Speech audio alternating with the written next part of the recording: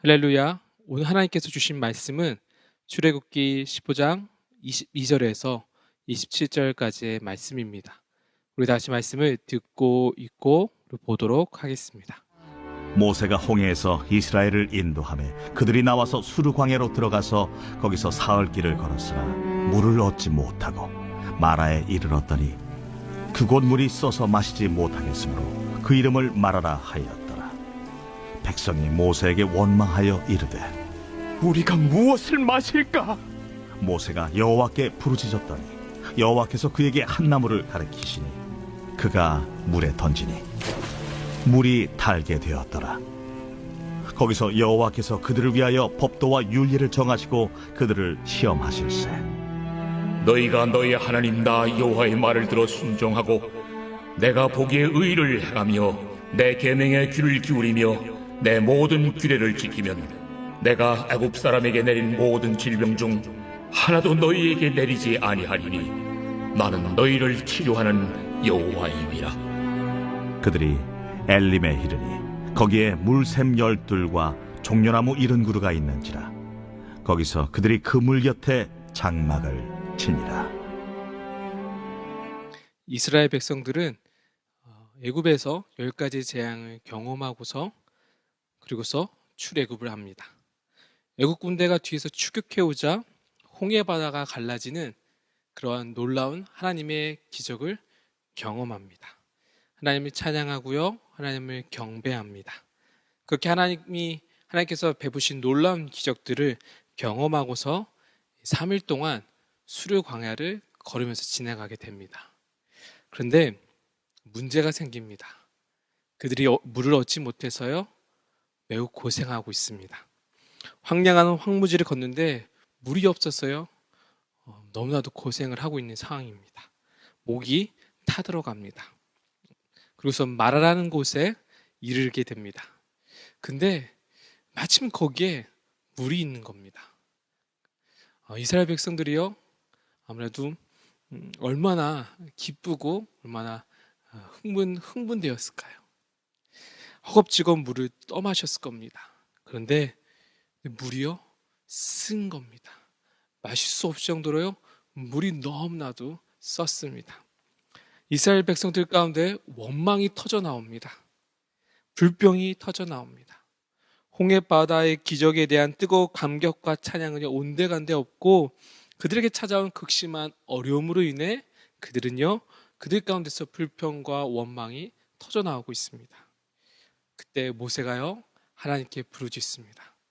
여러분, 모세가 그 백성들의 불평으로 마음이 너무나도 괴로웠습니다. 그래서 괴로운 심정으로, 안타까운 심정으로 하나님께 울부짖습니다.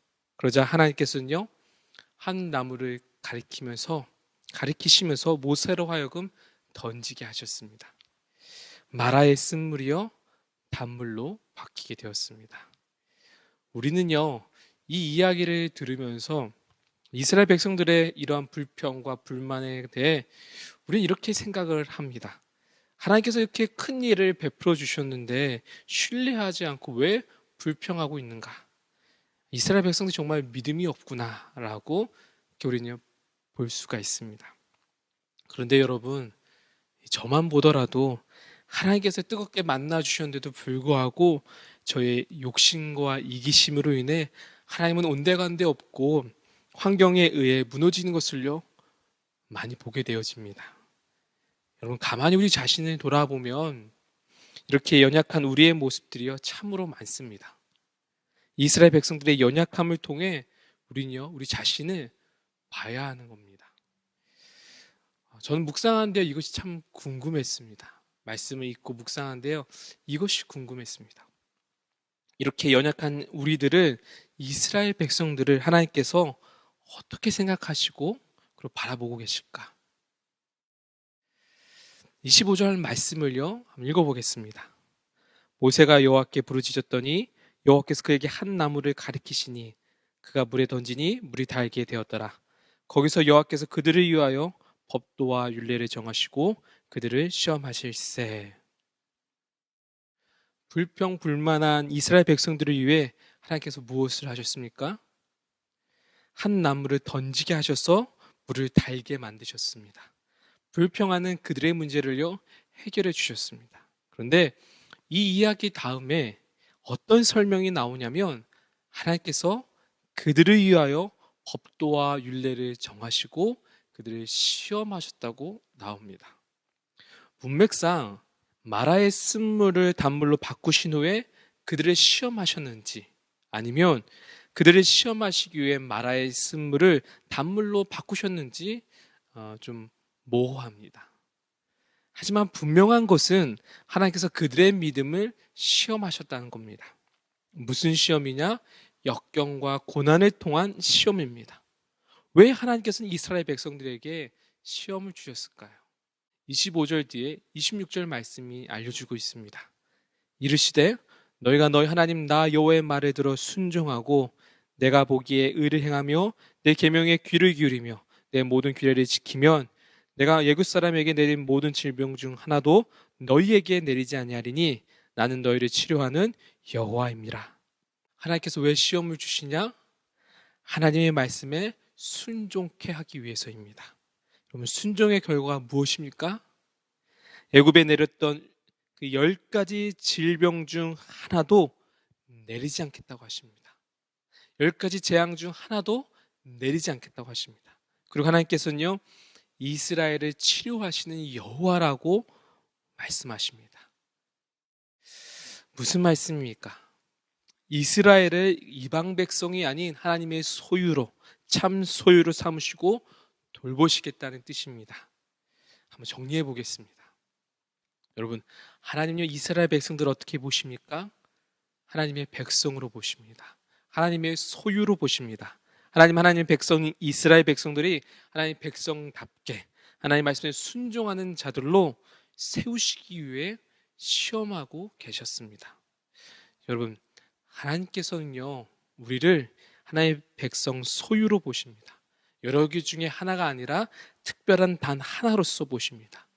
그 하나님께서는요, 우리를 특별하게 여기시기에 우리에게 시험을 주십니다.